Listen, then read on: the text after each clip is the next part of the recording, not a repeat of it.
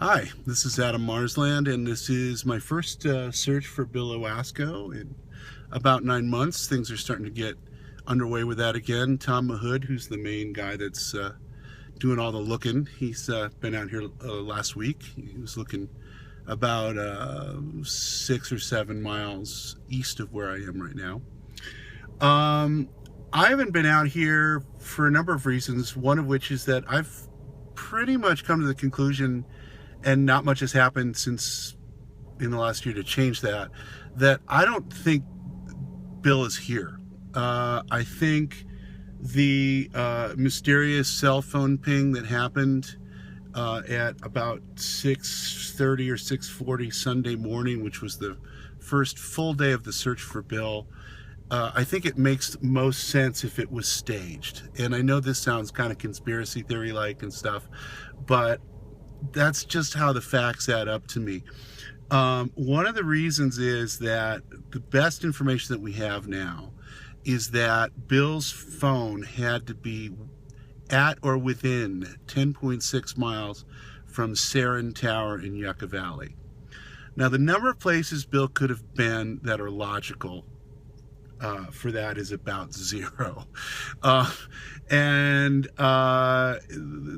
it would have been a fairly easy matter for somebody who wanted this to be viewed as a lost hiker thing to run down to Upper Covington Flat, go to where the Verizon cell coverage map showed there was coverage, wave the phone around until they got a signal and turned it off to basically keep people from looking at some of the hinky stuff that happened with Bill's car and a couple other things.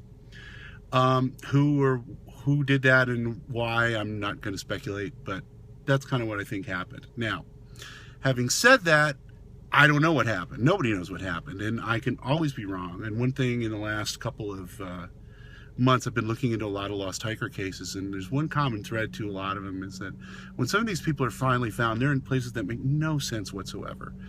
People just can't figure out how they got there, why they were there, whatever. So there's always a chance that Bill is out here somewhere, and it's just someplace really weird that we're just like, why is he here? So the place I'm at right now is about, sorry, I got to rest my hand here. The place I'm at right now is a mile or two north of the Lower Covington Flat trailhead. And this is a jumping off point for Smithwater Canyon. And one of the things that's weird about the 10.6 mile line is it runs roughly through Smithwater Canyon, and the south side of Smithwater Canyon is where most of the attention has been focused.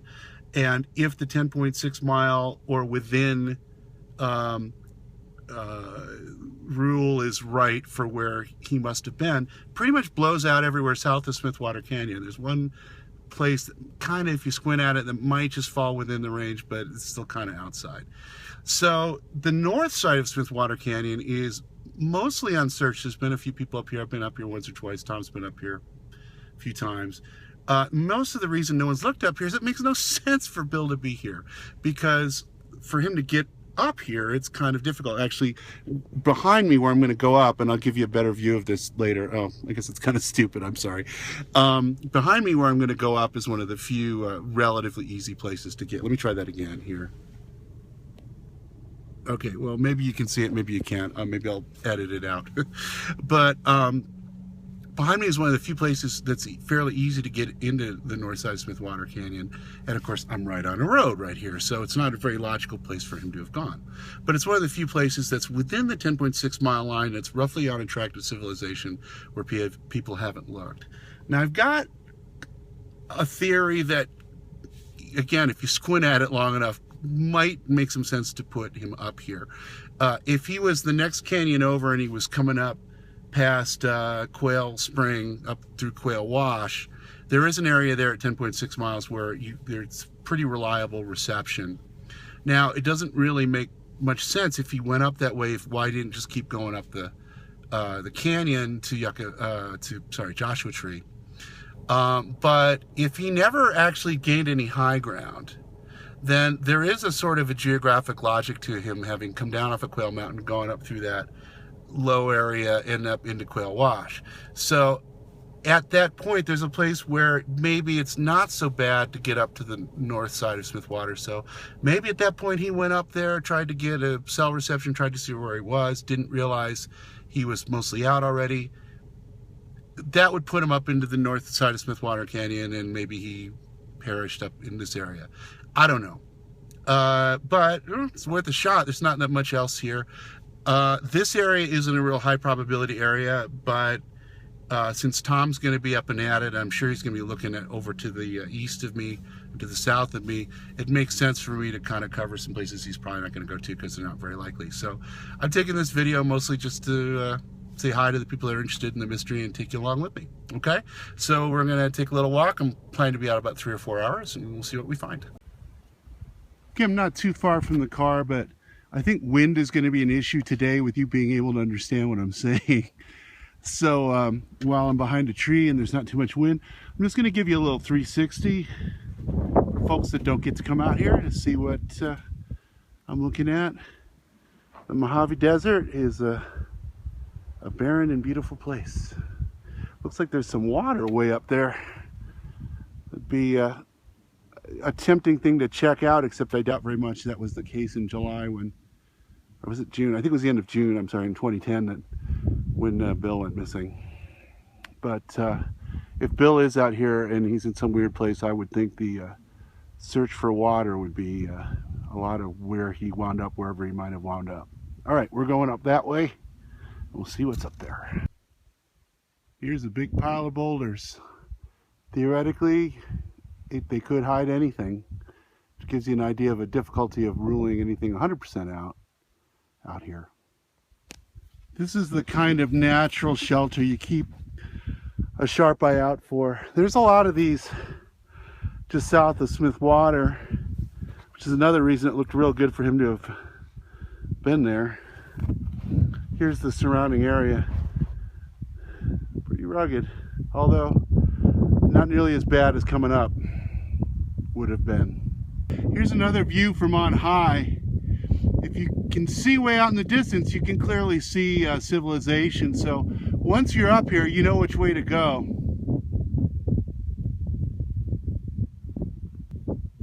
Remember when I was talking about boulders hiding things? Get a load of that, huh?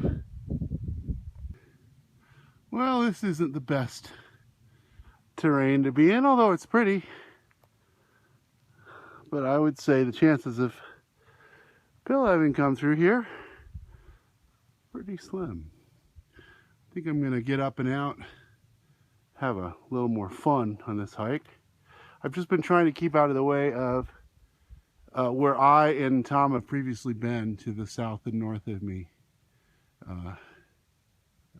I've been to the south, Tom's been to the north, so I'm going to head to the south and hopefully not bump into my former self. I'm still continuing east. I'm going at a pretty mellow pace because we're looking for a guy here, and we don't want to break a leg while we're doing it. Now the sun's going to start going down in about 40 minutes, so the thing that you shouldn't do here, which I've done many times, is push it too far into the night. And for all we know, something like that happened to Bill. The more I'm thinking over this new idea about the north side of Smith Water Canyon, it does actually kind of make sense, and I think when I get home I'm gonna go through it and write it down. But for now, we're going that way and enjoy the desert scenery on me. Nice clouds too. Well, hey, this is a cool little spot. Wouldn't mind hanging out here if it wasn't so chilly. Actually, it's not that bad. Now we're getting over to the eastern area, and this is, if Bill did come up from Quail Wash, we're getting closer to the area where you might expect him to have wound up. It's getting a little rougher again, nothing too terrible, but I got to be aware the sun's going down soon, so I'm thinking now about how I want to get back to the car. But we've got a little time left. Let's see what's down behind me over here. Okay, now this is a little bit interesting. Here's the sort of the height of land of the north side of Smith Water Canyon. It drops pretty precipitously from here, but there's a kind of a big wash down there, and if you look way beyond, you can see how the houses of Joshua Tree, the outskirts of it. If Bill did come up over this way, and frankly, I'm not sure how close I am to the other side of Quail Wash. It looks like I'm not that far, although I haven't gone more than 2 miles. But I would imagine that wash would look pretty attractive, and I don't think anyone's looked down there yet. I'm not going to go down. Nearly to the other side now. Nice view.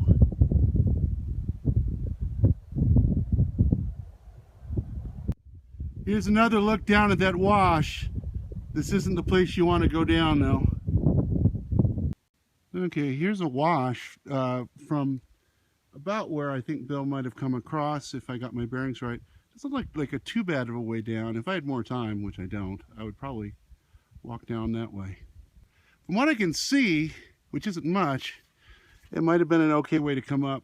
More significant, maybe, I just got cell reception. We're pretty far inside 10.6 line, so I don't know how relevant that is, but it's always good to note these spots when they happen because it's the only one I've seen today. Here's a cool little wash that's coming up from below. I don't know how far down it goes.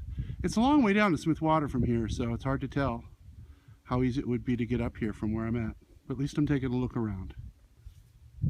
All right, scratch what I just said. There is the mouth of Smith Water, and there is the route up for Bill.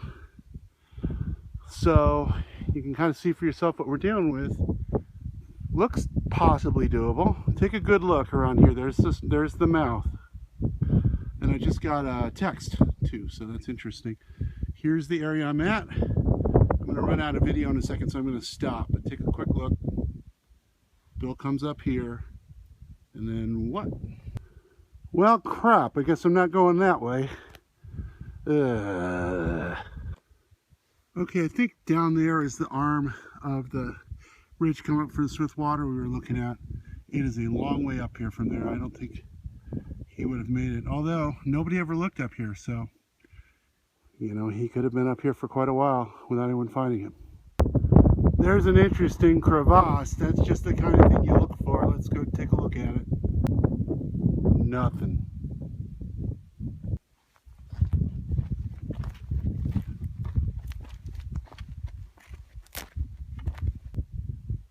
Wow.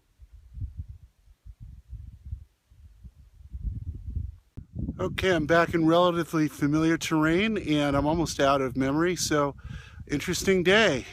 I'll write it up. If you see this video, it means I got back okay. Check out those clouds, huh?